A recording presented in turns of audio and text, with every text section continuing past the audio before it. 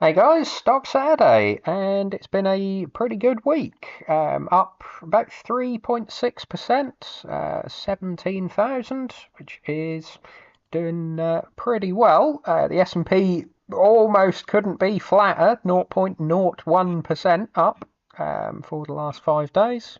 Nasdaq is almost the same, 0.12%. So both reached a new high. I think 22,894 on the Nasdaq, certainly a new high.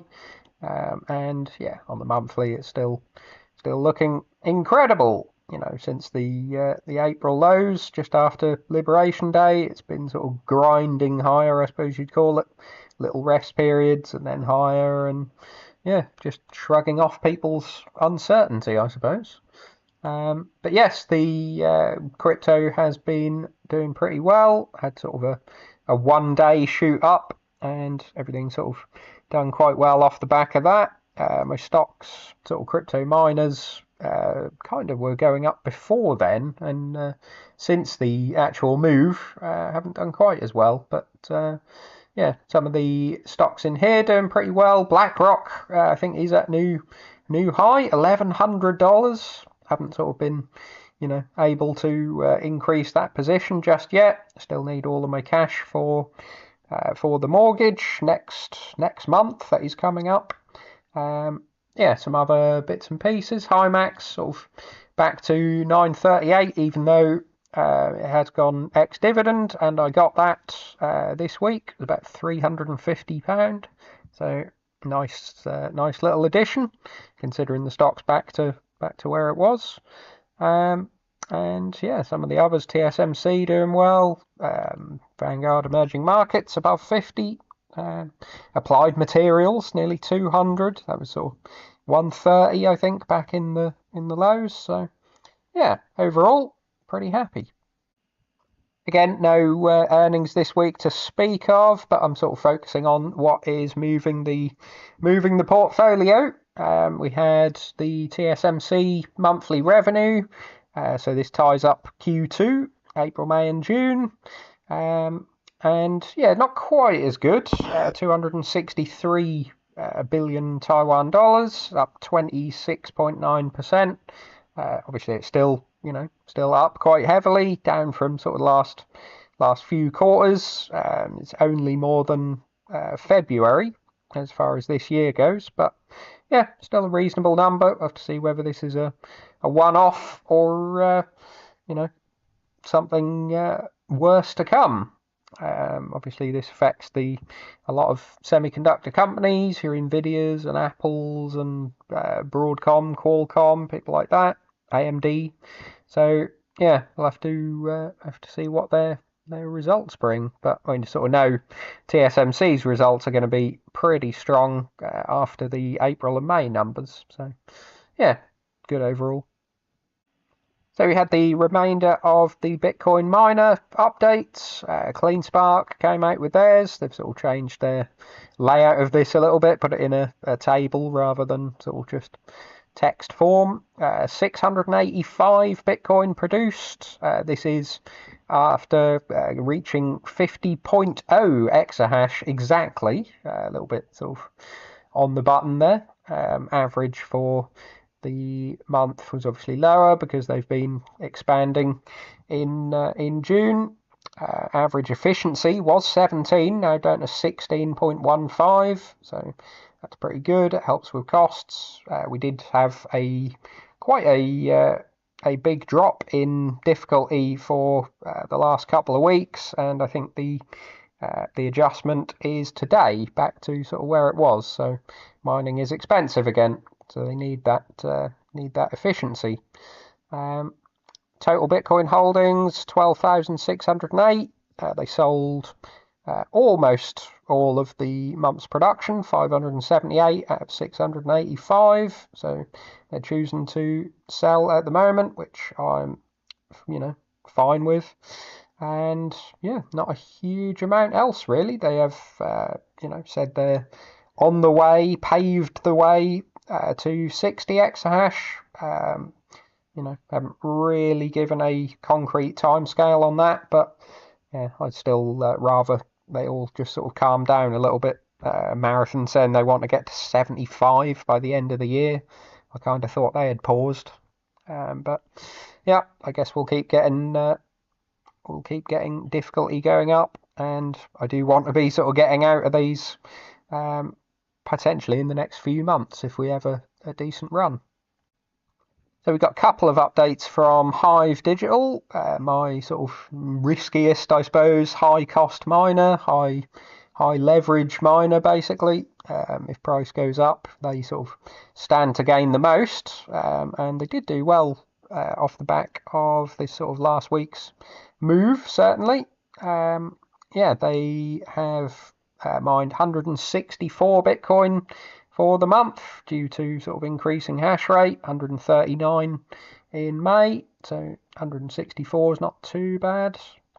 Average of 11 exahash, reaching 11.4 for the end of the month. This did come out before as a sort of separate news item as well, but they've purchased a 7.2 megawatt data center campus for their own sort of self-hosted AI compute, rather than looking to sort of get a deal with someone else to install their own. Yeah, in Toronto. So they're sort of making a lot of noise about there being one of the big Canada AI players. I haven't really heard sort of Canada wanting to be too much in it, but there you go. And yeah, share news, not great at all. For Q2, the company's issued 38 million shares. That is a lot of dilution for just one quarter. So yeah, you sort of have to. I haven't sort of been through my spreadsheet, but I would imagine price targets that I had sort of last year, would have had substantially less shares than this. So basically, you have to ratchet down your price target. But I still think they can do well. It's part of the reason I was sort of been on the option side buying, $5, $4 strike calls instead of more of the $10 that I had. The sort of $10 are still in the red, and admittedly going up, but yeah, $10 starts to look a little optimistic, possibly, whereas sort of 4 or 5, going above 4 or 5 doesn't seem all that difficult anymore. And then they did just release another sort of update shortly after this, partly to say that they'd got to 12 exahash. Again, not really sure we need an update for every 1 exahash, but yeah, they've got one at the new Iguazu site. I'm sure I'm pronouncing that wrong, of course. S21 plus hydros, so that's pretty good. They expect to reach 6.5 exahash there by late August, and 25 by Thanksgiving. I think that was originally slated for sort of end of Q3 time, so September, but yeah, Thanksgiving, not ideal. Although a lot of people sort of potentially saying that this bull run could continue into sort of Q1, Q2 next year. So we'll have to see. Obviously, my options expire in January, so I would be hoping for it before then. But some interesting notes in here on sort of efficiency and margins from Aiden. So yeah, they're saying 250 million annual run rate revenue because of sort of increased mining and increased price. And yeah, they're saying once they hit 18 exahash, they expect 400 million annual run rate and 18.5 joules per terahash efficiency, which is, not far off. I mean, CleanSpark were 17 last month, so getting to 18.5 would be pretty good. And yeah, approaching 60% mining, gross mining margins, they call this. So this is literally just revenue minus electricity cost. No other sort of stuff going into that. Shouldn't really, I would say mining margin should include the rigs as well, because it's literally what you are mining with, but they don't seem to. So yeah, mining margin of 60%. I think iron sort of being the most efficient miner out there and sort of one of the lowest costs are sort of 75%. So if they get to 60, it's pretty good. I think it's what has been sort of holding back Hive for quite a while. Some of their European sites are sort of very, very expensive electricity. I think it gives them about 7.5 cents average electricity cost across all of their sites, where you got sort of iron at like 3.5 cents, so a sort of Riot and some of the others, Clean Spark, I think 4 cents. So yeah, 7.5 cents with the difficulty as high as it is doesn't help. But they're saying Paraguay is a lot less. I don't think they've given an exact figure, but basically saying that will bring the average way down, and that's what presumably could move them to this 60%. So you could have, hash rate increasing, Bitcoin price increasing, and electricity costs coming down. That would be a sort of all three, major three things at once, basically. So yeah, I'm still positive and think they can do well. So irons, nothing too sort of controversial in here. They did achieve their 50 exahash target by the end of June. They expanded with 2,400 GPUs, 550 million convertible note. Wasn't super happy about that, but I'm guessing if that's partly for the funding the new AI sites, that could be good. And yeah, we've got average operating hash rate, I suppose 41.1 indicates that they installed a great deal of that expansion sort of later half of the month. We're not really bothered about average for the month. They're at 50 now. That's what I take from it. You can see difficulty was up in June. They've expanded to 2.7 exahash, and Bitcoin mined was down. They do say 1 day less in June than there is in May, but yeah, you can't take too much from that. But yeah, so 620 Bitcoin is pretty good. And what else we got? Yeah, 65 mil of revenue, 16 million in electricity costs. So this is what sort of Hive and everybody basically is after, 75% hardware profit margin. So that's pretty good. That should possibly increase in July, because we've had an increase in price and 2 weeks at least with lower difficulty. So that's good. AI cloud services, 2.2 million again for the month, but that's still pretty good. The electricity cost is extremely low for that, so again, it doesn't include the GPUs. I don't think it's the best figure to report, but they call it 98% sort of mining electricity only margin. So that's interesting, I suppose. They've noted their AI GPUs are at near full utilization, and they think they can get more customers for more GPUs. So yeah, and they're sort of obviously saying discussions are ongoing regarding the 50 megawatt site and the larger future sites.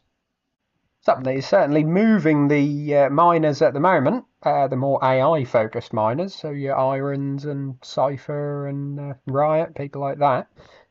Core Scientific have got the sort of rumoured acquisition deal in place for now. I think shareholders can reject this in, I think they were saying September. So yeah, we'll have to see on that. CoreWeave have made an offer that has been accepted as an all-stock deal. So they're going to issue new shares, and Core Scientific basically get, I think it was 0.1235 shares of CoreWeave for every Core Scientific share that you hold. So the sort of negative thing, of course, is that this is now a floating a floating offer, and Core Scientific are now completely unaffected by the Bitcoin price increase, because that doesn't affect CoreWeave really at all. And yeah, Core Scientific sort of obviously haven't been expanding their Bitcoin operations. They had 20 exahash, I think, of partly older cards, and were obviously more focused on the AI side, but they would still go up with sort of increasing Bitcoin price. And yeah, now they're not, because if you get basically an eighth of a share of CoreWeave for your stock, and that's approved, then CoreWeave going down means your share price goes down. So Core Scientific have taken a hit. This seems to be a sort of mutually, not beneficial at all move. CoreWeave seems to be going down 21.8% the last 5 days. Sort of reading this is partly due to them not particularly liking the acquisition, a lot of dilution, I suppose. And then, yeah, Core Scientific are not liking the deal because it takes them away from Bitcoin's price, which is now going up. Maybe an unfortunate coincidence. And, they're tied to CoreWeave, which was obviously doing very, very well, but has now sort of taken a bit of a downturn. But I suppose others will be comparing, this deal to what they could potentially get. Maybe other people are hoping for sort of selling direct to a Microsoft or a Meta or someone like that. They're sort of buying nuclear power stations and gas power stations and that sort of thing. Maybe they would be interested in buying a miner with, access to power and sites. So yeah, interesting to see where this goes. But yeah, certainly the Core Scientific story probably isn't over, but has taken a rather strange turn. So we've got a little bump on silver, and this has sort of helped the miners in my portfolio sort of increase a reasonable amount. Certainly helpful. Gold sort of hasn't been moving quite as much.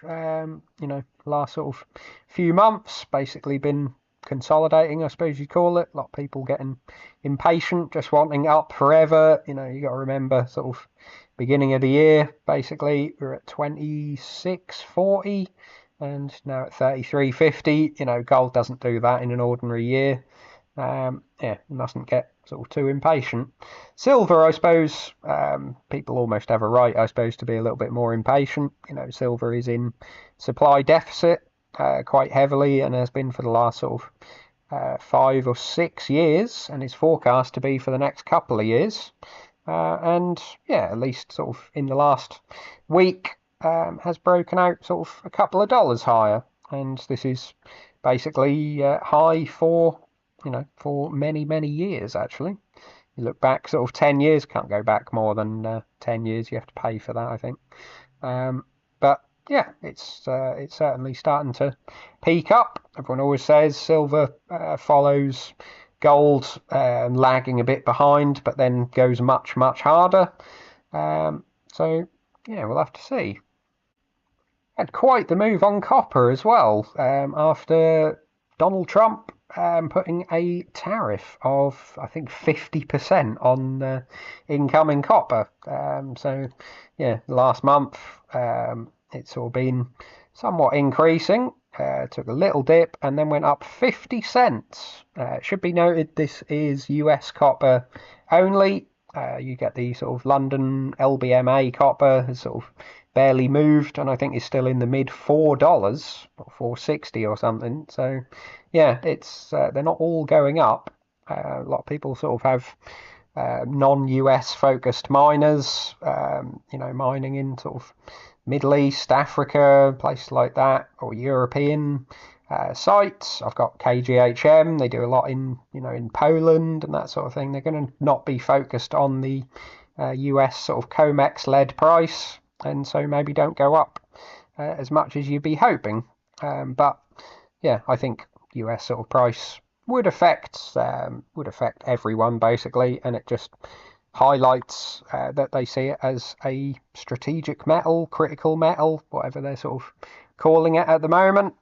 And yeah, it's not as if a lot of people were saying, like, you're tariffing it. What do you expect people to do as a result of the tariff? You know, you can't move a mine. The copper is where it is, and starting up a new mine, certainly in America, takes sort of 10 years, 15 years, 20 years in some states. So yeah, not quite sure sort of what the goal of this tariff was, how long it'll last, whether it's, you know, will stay at 50%.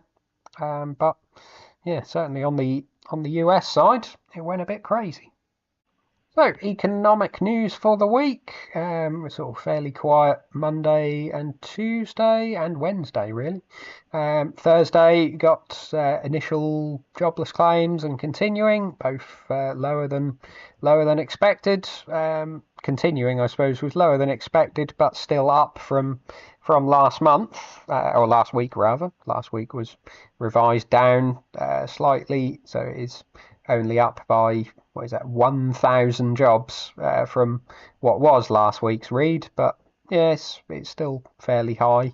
Low amount of new people getting laid off, but once they get laid off, they're struggling to find another job very quickly. And then, yeah, some fairly poor numbers from the UK. GDP, you know, for May, negative 0.1%. This was after a negative April as well. The 3-month on 3-month change is still positive. Guessing, you know, March was a little bit better, but yeah, not looking ideal. Could be sort of tilting towards a very mild recession, which UK doesn't exactly need at the moment. But yeah, that was about it. Extremely quiet on the news front. So portfolio-wise, still got CleanSpark and Coeur Mining sort of jostling for top position at the moment. It's been CleanSpark, certainly, you know, before yesterday, CleanSpark were clear at the top. I think they got to sort of 13.30, 13.40. Sort of dropped a little bit on Friday, even though price was up. And yes, I think this was sort of options expiration and sort of all sorts, little bit of manipulation. You know, they're not the biggest stocks, still sort of 3-4 billion, somewhat easy to move by various things. But yeah, Coeur Mining sort of doing pretty well, 9.59. Right platform's doing okay. Fresnillo 15.15. That is incredible. Incredible move. Sort of bought this in the $7, having thought it had already ran quite a bit. But yeah, very happy with them. Equinox sort of coming back a little from the low sort of $5 that we were at not so long ago. And yeah, Iron sort of doing reasonably well, down a little bit from last week, I think. Did sort of rise to $18 during the week, but has been sort of somewhat slapped down. Possibly due to the Core Scientific CoreWeave deal not looking great. I think people were expecting a completely blowout deal. You know, there was talks of CoreWeave potentially offering $30 cash for, well, not, you know, cash, but taking out leverage to buy it, I suppose, because they don't have the cash. But yeah, $30 a share, where now it sort of looks like, based on the CoreWeave price, they could be getting sort of, I don't know, $14, $15. So yeah, maybe Iron sort of has taken a bit of a knock due to that. Similarly with Riot Platforms, I suppose. Hive sort of obviously not quite as much tied to that at all. They just really need a decent move in Bitcoin price. I've gone green on the position at least. The Interactive Brokers side looking pretty positive. Pan American above 30 with this decent move in silver. Does affect KGHM as well. But yeah, looking pretty good. And then the option side, as I say, Iron sort of come down a little. This was at about 72, but obviously it was at about 20 grand sort of just a few weeks ago. So that's looking very good. The Hive loss is coming down quite drastically. This was sort of 25,000 in the red. Again, sort of just a few weeks ago, really. So things looking up. It's overtaken Coeur Mining. Obviously, Coeur Mining still sort of doing rather well. Almost at a 10x on the options. Equinox sort of coming back slightly, but they really need some good news. I'll have to see what the Q2 numbers look like. Should be good in theory, but they do tend to disappoint. Hymax doing okay, not really sort of moved a huge amount, slightly down. Riot starting to pick up. I suppose there wasn't a lot of optimism at all in there. They might even see the CoreWeave deal as quite good. Cypher's come quite a bit down. I think they sort of don't have a lot of hash rate and are very focused on AI deals at the moment. So I'm guessing may have been more affected by the CoreWeave deal, and they did get sort of quite a bit of a hit yesterday on whether this was options expiration. I don't know. Never sure how much sort of stock to put in all that, but yeah, there you go. Not actually bought anything this week. I'm not sort of keen to buy any of the crypto miner options anymore, and sort of don't know, not really wanting to buy anything else. Just probably keeping this cash for the mortgage, and we'll be sort of wanting to sell something else to pay for it as well. So yeah, interesting. Leave your thoughts in comments below, and let me know how you guys are getting on. Like and subscribe. See you soon.